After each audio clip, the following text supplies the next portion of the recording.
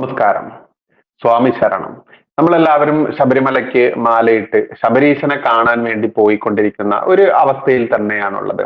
ഇവിടെ എല്ലാ വർഷ ശബരിമല സീസൺ വരുമ്പോഴും നമ്മുടെ എല്ലാം മനസ്സിലേക്ക് ഓടിയെത്തുന്ന, എന്നാൽ നമ്മളെയൊക്കെ കുഞ്ഞുനാൾ മുതൽ നമ്മുടെ മനസ്സിലേക്ക് ഒരു വിഷം ചീറ്റി അല്ലെങ്കിൽ ഒരു വിഷം നമ്മുടെ തലച്ചോറിൽ ഉറപ്പിച്ചു നിർത്തിയിട്ടുണ്ട്.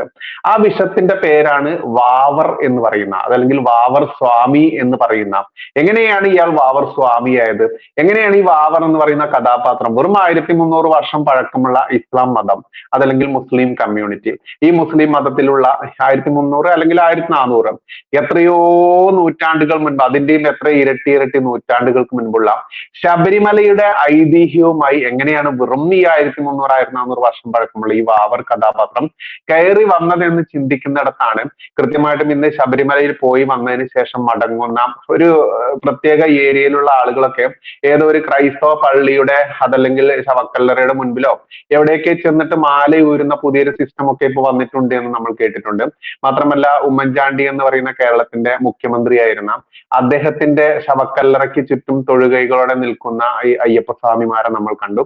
ഇങ്ങനെ ഒരിക്കലും ഒരു ഹിന്ദു മതവിശ്വാസ പ്രകാരം അതല്ലെങ്കിൽ ശബരിമല ആചാരാനുഷ്ഠാനങ്ങൾ പ്രകാരം ഒരിക്കലും ഉൾക്കൊള്ളാൻ പറ്റാത്ത വെറും പച്ച നുണകൾ പടച്ചിറക്കിയിട്ടുള്ള ഒരുപാട് ചരിത്രങ്ങൾ ശബരീശന്റെ ചരിത്രവുമായി കൂട്ടിയിണക്കിയതൊക്കെ നമ്മൾക്കറിയാം.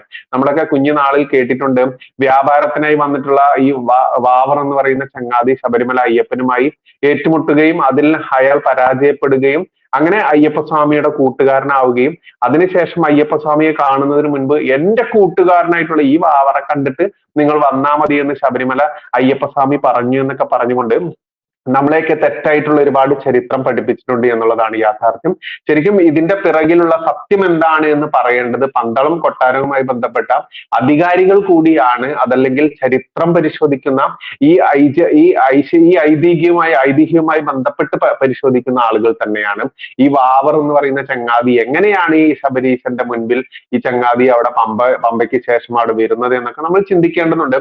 എന്തായാലും ഈ വാവർ എന്ന് പറയുന്ന കൺസെപ്റ്റ് വെറും കെട്ടുകഥയാണ്, തട്ടിപ്പാണ് എന്ന് കൃത്യമായിട്ട് ക്ഷേത്രങ്ങൾ പുനരുദ്ധാരണം നടത്തിക്കൊണ്ട് ചരിത്രപരമായി സഞ്ചരിച്ചു കൊണ്ടിരിക്കുന്ന അനീഷ് പി ജി എന്ന് പറയുന്ന നമ്മുടെ ഒരു സഹോദരനുണ്ട്. ചില്ലറക്കാരനല്ല അനീഷ് പി ജി എന്ന് പറയുന്ന വ്യക്തി. ആ അനീഷ് പി ജിയുടെ അഭിപ്രായത്തിൽ ആരാണ് വാവർ എന്ന് അദ്ദേഹം കൃത്യമായിട്ട് പറയുന്നുണ്ട്. അതുകൊണ്ട് തന്നെ ഈ ശബരിമല സീസണിലെങ്കിലും ഈ വസ്തുത എല്ലാവരും അറിയേണ്ടതുണ്ട്. ഒരിക്കലും ഒരു ജിഹാദിയുടെ, ഒരു സുഡാപ്പിയുടെ ഭീകരത മാത്രം പേറി നടക്കുന്ന ഒരു വർഗത്തിന്റെ അതല്ലെങ്കിൽ വിഭാഗത്തിന്റെ അവരെ പോയി കുമ്പിട്ടുകൊണ്ടാവരുത് മാലയിട്ട് ശബരീശനെ കാണാൻ പോകുന്ന നാം ഓരോരുത്തരും എന്ന് പറയേണ്ടതുണ്ട്. അത് കൃത്യമായിട്ട് മാലയിട്ടിട്ടുള്ള എനിക്ക് അത് കൃത്യമായിട്ട് നമ്മുടെ ഭക്തരോട് പറയേണ്ടതുണ്ട്. എന്തായാലും അനീഷ് പി ജിയുടെ വാക്കുകൾ നിങ്ങളും ഒന്ന് കേട്ടു നോക്കുക. അതിൽ കൃത്യമായിട്ട് അദ്ദേഹം അത് വിവരിക്കുന്നുണ്ട്. എങ്ങനെയാണതെന്ന് നോക്കാം നമ്മൾക്ക്. എല്ലാവർക്കും നമസ്കാരം. ശബരിമലയിൽ പോകുന്ന എല്ലാ ഭക്തരും ബാബർ മസ്ജിദിലും പോകുന്നു. ബാബർ മസ്ജിദ് എന്ന് പറഞ്ഞാൽ വാവർ പള്ളി. ഈ ബാബർ തന്നെയാണ് വാവർ, രണ്ടും ഒന്ന് തന്നെയാണ്, അതിലാർക്ക് സംശയം വേണ്ട. അപ്പൊ ഈ ബാബർ മസ്ജിദിൽ പോകുന്നു. ശബരിമലയിൽ പോകുന്ന ഭക്തജനങ്ങള് ശബരിമലയിൽ ഇടുന്ന കാണിക്ക അതുപോലെ തന്നെ കാണിക്കകളും ഈ ബാബർ മസ്ജിദിലും കാണിക്കയിടുന്നുണ്ട്, എല്ലാ കാര്യം ചെയ്യുന്നുണ്ട്. അവിടെ എന്ത് ഉറുക്കുന്നൂർ എന്തൊക്കെ ഉണ്ട് അതെല്ലാം വാങ്ങുന്നുണ്ട്. അപ്പൊ ശബരിമല നടയിൽ ലഭിക്കുന്ന ആ സീസൺ കാലത്തെ ആ കോടിക്കണക്കിന് വരുമാനം, അത്ര തന്നെ വരുമാനവും ഈ ബാബർ മസ്ജിദിലും അതായത് ഈ ബാബർ പള്ളിയിലും ലഭിക്കുന്നുണ്ട്. ശബരിമലയിലെ വരുമാനം സർക്കാരിലേക്ക് പോകുന്നു, അതായത് പൊതുജനത്തിന് ഉപയോഗപ്പെടുത്തുന്നതിനായി സർക്കാരിലേക്ക് പോകുന്നു. ബാബർ മസ്ജിദിൽ ലഭിക്കുന്ന ഈ ശബരിമല തീർത്ഥാടകർ ഇടുന്ന കാണിക്കയായ ആ കോടിക്കണക്കിന് രൂപ അതെവിടെ പോകുന്നു? അത് അവരുടെ മതസ്ഥാപനത്തിലേക്ക് പോകുന്നു. യഥാർത്ഥത്തില് ശബരിമലയിൽ പോകുന്ന ഭക്തജനങ്ങൾ ഈ ബാബർ മസ്ജിദിൽ പോകേണ്ട ആവശ്യമുണ്ടോ? തീർച്ചയായിട്ടും ഇല്ല. പിന്നെ എന്തുകൊണ്ട് അതെങ്ങനെ അവിടെ ഒരു ഗൂഢാലോചനയുടെ ഭാഗമായിട്ടാണ് അങ്ങനെ ഒരു ഇത് വന്നിരിക്കുന്നത് തന്നെ നമുക്ക് മനസ്സിലാക്കാൻ കഴിയും. ബാബർ എന്നതിനെ അതിന്റെ മറ്റൊരു പേരായ വാവർ എന്ന് പേര് മാറ്റിയിട്ട് വാവർ പള്ളി എന്ന് പറയുന്നു, വാവർ നട എന്ന് പറയുന്നു. രണ്ടും പേര് ഒന്ന് തന്നെയാണ്, അതിലൊരു സംശയം വേണ്ട. ബാബർ മസ്ജിദ് ഇന്ത്യയുടെ പല ഭാഗത്തുണ്ട് ബാബർ മസ്ജിദുകൾ. അപ്പോൾ ഇവിടെ എന്താ സംഭവിക്കുന്നത് വെച്ചാൽ ഇതിന് ഒരു ഐതിഹ്യ കഥയും പറയുന്നുണ്ട് ഇതുമായി ബന്ധപ്പെടുത്തിക്കൊണ്ട്. ഒരു ചരിത്രത്തിലുള്ള എവിടെയുമില്ല മനഃപൂർവ്വം ഉണ്ടാക്കിയെടുത്ത ഒരു ഐതിഹ്യ കഥ. അതെന്താണ് പറയുന്നത്? ഇപ്പോൾ ശാസ്താംപാട്ട് എന്ന ഒരു പ്രചാരത്തിലുള്ള ഒരു ഇതുണ്ട്, അയ്യപ്പൻ പാട്ട്. അതിലൊരു ഭാഗത്ത് പറയുന്നുണ്ട്, ഫാത്തിമ ബീവി ഫാത്തിമ ബീവിക്ക് പരമശിവനിൽ ഉണ്ടായ പുത്രനാണ് വാവർ മലക്കാർ എന്നൊരു ഭാഗം പറയുന്നുണ്ട്. അപ്പോൾ ഈ ഫാത്തിമ ബീവി എന്ന് പറയുന്നത് നബിയുടെ, മുഹമ്മദ് നബിയുടെ മകളാണെന്നും ഒരു വാദമുണ്ട് കേട്ടോ. അപ്പൊ ഇത് വെറും 1300 വർഷമേ ആകുന്നുള്ളൂ ഈ ഒരു ഇസ്ലാം മതം ഉണ്ടായിട്ട്. 7-ാം നൂറ്റാണ്ടിലാണ് ഈ മുഹമ്മദ് നബി ജീവിച്ചതെന്ന് പറയുന്നുണ്ട്.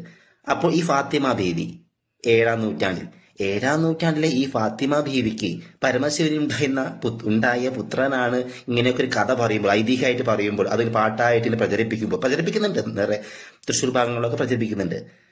അതിൽ എന്ത് സത്യമാണോ ഉള്ളത്? ഇത് ഐതിഹ്യം എന്ന് പറഞ്ഞ് ഇതാണ് സത്യം, ഇതാണ് അയ്യപ്പനും വാവരോട് കഥ എന്നൊക്കെ പറഞ്ഞിട്ട് അവിടെ ഒരു മസ്ജിദ്, അവിടെ സാധാരണയായിട്ടുള്ള മുസ്ലിം ജനങ്ങൾ എവിടെയുണ്ട്, അവിടെ ഒരു മസ്ജിദ് ഉണ്ടാകുന്നു. അങ്ങനെ ആ പ്രദേശത്ത് മതമാറ്റമൊക്കെ നടന്ന് മുസ്ലിം ജനത ഉണ്ടായി. അവിടെ ഒരു ബാബർ മസ്ജിദ് ഉണ്ടായി. അപ്പോൾ അവിടെയാണ് നൂറ്റാണ്ടുകൾ പഴക്കമുള്ള ശബരിമലയ്ക്ക് ഭക്തജനങ്ങൾ പോകുന്നു.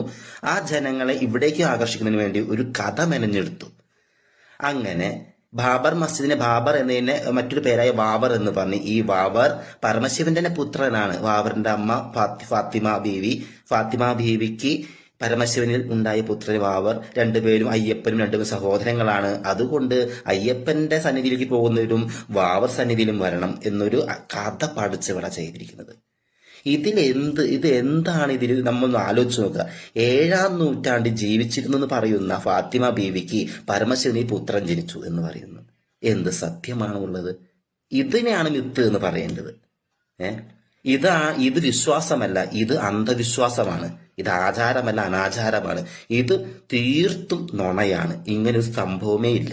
ശബരിമലയിൽ ശ്രീ ധർമ്മശാസ്താവുണ്ട്. ശൈവ ഭൂതഗണത്തിൽ വാപുരർ എന്ന് പറയുന്ന ഒരു ഭൂതഗണമുണ്ട്. അത് ഈ ധർമ്മശാസ്താവിന്റെ സഹായിയായി അങ്ങനെ പറയുന്നുണ്ടല്ലോ, നമുക്ക് കഥകൾ അറിയാമല്ലോ. അങ്ങനെയുണ്ട് ശാസ്താവുമായി ബന്ധപ്പെട്ട്. ആ വാബുരനെയാണ് ഇവർ ബാബർ മസ്ജിദിന്റെ പേര് വാവർ എന്നാക്കി. അത് ഈ പറയുന്ന അയ്യപ്പന്റെ സന്തത സഹചാരിയായിരുന്നു, കൂട്ടുകാരനായിരുന്നു, അല്ലെങ്കിൽ സഹോദരനാണ്, അതായത് ശിവന്റെ തന്നെ മറ്റൊരു പുത്രനാണെന്നൊക്കെ പറഞ്ഞ് കള്ളക്കഥ പ്രചരിപ്പിച്ച് ഭക്തജനങ്ങളെ പറ്റിച്ച് ഒരു തെറ്റായ വിശ്വാസമാണ് ശബരിമലയിൽ കാലങ്ങളായിട്ട് ഉണ്ടാക്കിയെടുത്തിരിക്കുന്നത്. ഇത് എതിർക്കപ്പെടേണ്ടതാണ്. ശബരിമലയിൽ പോകുന്ന ഭക്തജനങ്ങൾ ഒരിക്കലും ബാബർ മസ്ജിദിൽ പോകേണ്ട ആവശ്യം വരുന്നില്ല, അവിടെ പോയി കാണിക്കേണ്ട ആവശ്യം വരുന്നില്ല. തെറ്റായ കഥ പ്രചരിപ്പിച്ച് ഭക്തജനങ്ങളെ അവിടേക്ക് ആകർഷിപ്പിക്കുന്നു. എല്ലാ ഭക്തജനങ്ങളും, ശബരിമലയ്ക്ക് പോകുന്ന എല്ലാ ഭക്തജനങ്ങളും അവിടെ ചെല്ലുന്നു, അവിടെ കാണിക്കർപ്പിക്കുന്നു. അത് അവരുടെ മതസ്ഥാപനത്തിലേക്ക് പോകുന്നു. ആ പണമല്ല, നുണകൾ പ്രചരിപ്പിക്കാണ് ഉണ്ടായിട്ടുള്ളത്. ഒന്ന് ചിന്തിച്ചു നോക്കുക. 7-ാം നൂറ്റാണ്ടിലാണ് ഇങ്ങനെ പറയുന്നത് ഫാത്തിമ ബീവി ഉണ്ടായിട്ടുണ്ട് എങ്കിൽ, നമുക്കറിയില്ല, ഉണ്ട് എന്ന് പറയുന്നു, ഉണ്ട് എങ്കിൽ ആ 7-ാം നൂറ്റാണ്ടിലെ ഫാത്തിമ ബീവിക്ക് ശിവന്റെ പുത്രൻ ജനിച്ചു. ആ പുത്രനാണ് വാവർ മലക്കാറ്. കച്ചവടത്തിനായി വന്നു, അയ്യപ്പനായി യുദ്ധം ചെയ്തു, പിന്നെ സൗഹൃദമായി എന്നൊക്കെ പറയുന്നു. ഇതിൽ എന്ത് സത്യമാണുള്ളത്? ഒരു സത്യവുമില്ല. യഥാർത്ഥത്തിൽ നമുക്കൊരു കഥ അറിയാം. നമ്മൾ നേരത്തെ പറഞ്ഞ പോലെ ശ്രീധർമ്മശാസ്താവിന് ശൈവഭൂതഗണമായ വാപുര സ്വാമി, അദ്ദേഹമാണ് സഹായിയായിട്ടുണ്ടായിട്ടുള്ളത്. അതിനെ കാലക്രമേണ മാറ്റം വരുത്തി മതവും മാറ്റിച്ച് ഒരു വാവർ മസ്ജിദ് എന്ന് പറഞ്ഞൊരു പള്ളി ഉണ്ടാക്കിയിട്ട് ജനങ്ങളെ തെറ്റിദ്ധരിപ്പിക്കുകയാണ് ശബരിമലയുമായി ബന്ധപ്പെടുത്തി ഇങ്ങനെ ഒരു കള്ളപ്രചാരം നടത്തിയിരിക്കുന്നത്. യാതൊരു അടിസ്ഥാനവുമില്ല ഇതിനൊന്നും. മറ്റു പലതും പറയുമ്പോൾ മിത്ത് എന്ന് പറയുമ്പോൾ ഇതാണ് യഥാർത്ഥത്തിൽ മിത്ത്. ഇങ്ങനൊരു സംഭവമേ ഇല്ല. അതുമായി ബന്ധപ്പെട്ട പാട്ടുകൾ പാടുക്കുന്നു, ഈ ശാസ്ത്രാം പാട്ട് പറഞ്ഞാൽ അതിൽ തിരികെ കയറ്റി വെച്ചിരിക്കുന്നു. ഇങ്ങനൊരു കഥ. അപ്പോൾ ശബരിമലയിൽ പോകുന്ന ഭക്തജനങ്ങൾ ഇനി മേലാൽ ഒരു കാരണവശാലും ഈ പറയുന്ന ബാബർ മസ്ജിദിൽ പോകേണ്ട ആവശ്യം വരുന്നില്ല. ദയവ് ചെയ്ത് അവിടെ പോകാതിരിക്കുക. ശബരിമലയ്ക്ക് വരുന്നവർ വ്രതമെടുത്ത് കൃത്യമായി സന്നിധാനം ചെല്ലുക, അയ്യപ്പസ്വാമിയെ കാണുക, ശ്രീധർമ്മശാസ്താവിനെ കണ്ടുതൊഴുത് തിരിച്ചു പോരുക. അതിന്റെ ഇടയിലുള്ള ഈ നുണക്കഥയുമായി ബന്ധപ്പെടുത്തിയുള്ള വ്യാജപ്രചാരമായ അതിൽ വീണു പോകാതെ ഇനിയെങ്കിലും ശബരിമലയിലെ ഭക്തജനങ്ങൾ ബാബർ മസ്ജിദ്, അത് ഇതുമായി നമ്മുടെ ശബരിമലയുമായിട്ട് ഒരു ബന്ധവുമില്ല. അതുകൊണ്ട് തന്നെ ഭക്തജനങ്ങൾ അവിടേക്ക് പോകേണ്ട ആവശ്യവുമില്ല. ഇത് പലർക്കും ഇപ്പൊ ഇപ്പൊ സോഷ്യൽ മീഡിയ എല്ലാം ആക്റ്റീവ് ആയതുകൊണ്ട് പല ആൾക്കാരും സത്യങ്ങൾ ഇതാണ് യഥാർത്ഥ്യം പ്രചരിപ്പിക്കുന്നുണ്ട്. എങ്കിലും കുറെ ആളുകൾക്ക് ആ ഒരു പതിഞ്ഞു പോയ ആ ഒരു നുണക്കഥ പതിഞ്ഞു പോകൊണ്ട് ഇപ്പോഴും ഇങ്ങനെ ബാബർ മസ്ജിദിലേക്ക് പോകുന്നുണ്ട്. അത് നിർത്തണം. ബാബർ മസ്ജിദിലേക്ക് നമ്മൾ പോകേണ്ട ആവശ്യമില്ല. കാരണം നമ്മൾ ഇസ്ലാം മത വിശ്വാസികളല്ലോ. ഇസ്ലാം മത വിശ്വാസികൾ ബാബർ മസ്ജിദിലേക്ക് പോകട്ടെ. നമ്മൾ ഹൈന്ദവ വിശ്വാസികളാണ്. അപ്പോൾ ഈ ഹൈന്ദവ വിശ്വാസവുമായി ബന്ധപ്പെട്ട് അവിടേക്ക് കുറേ പേര് ഭക്തജനങ്ങൾ, കോടിക്കണക്കിന് ഭക്തജനങ്ങൾ ഒഴുകിയെത്തുമ്പോൾ അവിടെ കിട്ടുന്ന ഒരു പങ്ക് ഇവിടേക്കും കിട്ടും. പോകുന്ന വഴിയിലാണല്ലോ ബാബർ മസ്ജിദ് പോകുന്ന വഴി. അപ്പൊ ആ പോകുന്ന ഭക്തജനങ്ങളിൽ നിന്ന് ഒരു പങ്ക് ഇവിടെ കിട്ടാൻ വേണ്ടി മനഃപൂർവ്വം ഉണ്ടാക്കിയ ഒരു നുണക്കഥയാണ് അയ്യപ്പസ്വാമിയുടെ സുഹൃത്താണ് ബാബർ മലക്കാർ എന്ന് ഒരു കെട്ടുകഥ ഉണ്ടാക്കിയെടുത്തിരിക്കുകയാണ്.